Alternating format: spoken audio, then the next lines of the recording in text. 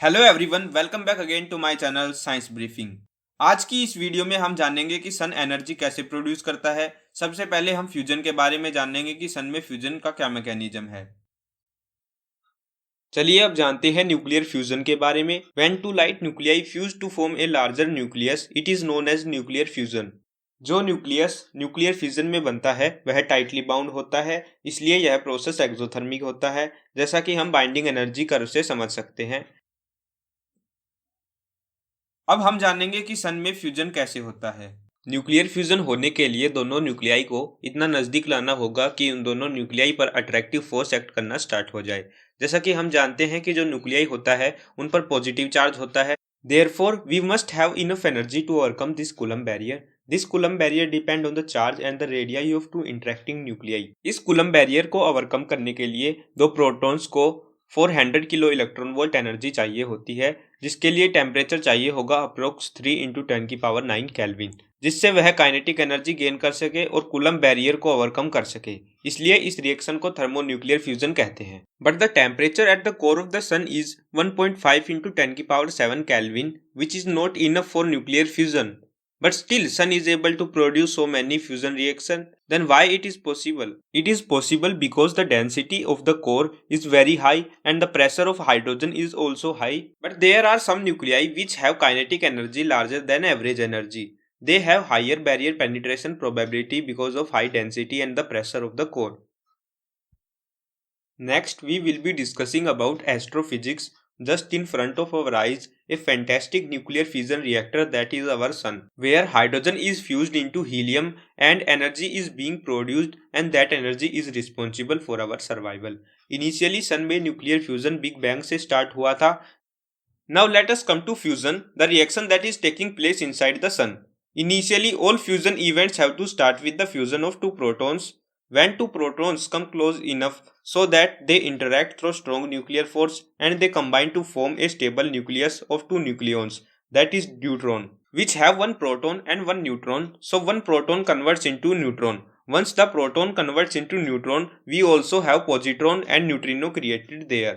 This reaction is known as deuteron bottleneck reaction. Deuteron is formed here because we do not have diproton and dineutron. We do not have nucleus that exists with two proton and two neutron. So deuteron is formed here. और जैसे ही यह deuteron बनता है, यह दूसरे proton से interact करके helium 3 isotope बनाता है और इसमें गामा रे और एनर्जी एमिट होती है। लेकिन ये 3 हीलियम अब एक और प्रोटॉन से इंटरेक्ट नहीं कर सकता क्योंकि 4 लिथियम एग्जिस्ट नहीं करता है। अब यह 3 हीलियम दूसरे 3 हीलियम के बनने का इंतजार करेगा और दोनों 3 हीलियम फ्यूज होके अल्फा पार्टिकल और 2 प्रोटॉन्स बनाते हैं। सन में सब कुछ प्लाज्मा की फॉर्म में होता है और इसमें जो गैस होती हैं वो आयोनाइज्ड होती हैं। इस न्यूक्लियर फ्यूजन में 26.7 mega electron volt energy emit होती है। जो यह फर्स्ट रिएक्शन है, इसमें जो पॉजिट्रॉन बना है वह एक इलेक्ट्रॉन को अट्रैक्ट करता है और इन दोनों में कोलिजन होता है, जिससे इसका सारा मास एनर्जी में कन्वर्ट हो जाता है, जिसे हम मास एनिहिलेशन कहते हैं। Once this hydrogen core gets largely converted into helium so that there is no more hydrogen to fuse to helium. After this, the fusion reaction inside the core stops for a while and the core starts shrinking under its own gravitation. At that time, gravitation is also present when the hydrogen is converting into helium. That time, also gravitation is trying to collapse the core and shrink the core, but due to the outward pressure, the pressure gradient of the energy production balance the gravitation. This is known as hydrostatic equilibrium. Once this fusion stops and no more energy is produced, then gravitation take over and the core shrinks. As the core shrinks, the gravitation potential energy is converting into thermal energy and the temperature of the core again rise and the helium starts fusing into higher mass number elements. The photons that are created by the energy that is produced in the fusion takes millions of years to come to the surface of the sun and get emitted to the earth and the surrounding. जो light हमारे पास सन से अब आ रही है वह millions of year पहले बनी थी, जिससे उसमें बहुत सारे चेंजेस हो जाते हैं। इसलिए हम फोटॉन्स की मदद से सन के न्यूक्लियर फ्यूजन को स्टडी नहीं कर सकते। अब हम जानते हैं कि जो वेवलेंथ डिस्ट्रीब्यूशन और एनर्जी हमें सन के फ्यूजन से मिल रही है, क्या वो फ्यूजन के अलावा किसी और मैकेनिज्म से हमें मिल सकती है? क्या एविडेंस है कि यह वेवलेंथ डिस्ट्रीब्यूशन और एनर्जी फ्यूजन से ही प्रोड्यूस हुआ है? जो एनर्जी हमें सनलाइट की फॉर्म में मिल रही है, यह फ्यूजन से नहीं आ रही है।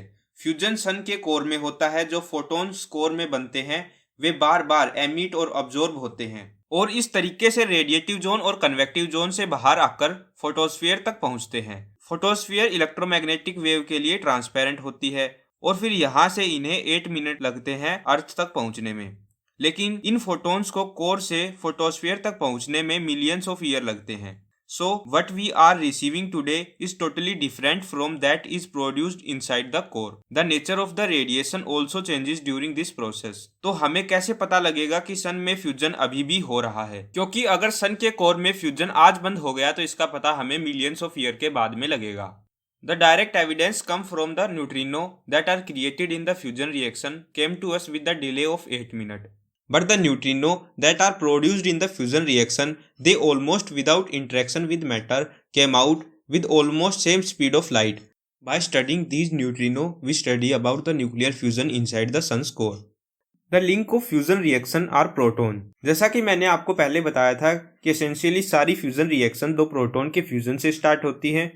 सन में भी फ्यूजन प्रोटॉन प्रोटॉन साइकिल से होता है, जिसे हम pp1 pp2 pp3 कहते हैं, जिसमें 85% pp1 साइकिल होती है और बड़े स्टार्स में CNO साइकिल भी होती है। आई होप आपको समझ आया होगा कि सन में फ्यूजन कैसे होता है और कैसे सन बिलियंस ऑफ ईयर से एनर्जी प्रोड्यूस कर रहा है। एनीवेज, जिन्होंने भी चैनल सब्सक्राइब कर रखा है ना यार, उनको तो सच में हमेशा कलेजे से ही थैंक यू है। और ये नहीं कर रखा है ना भाई, आराम से कर लीजिए, बाद में कोई आफत ना आ रही है।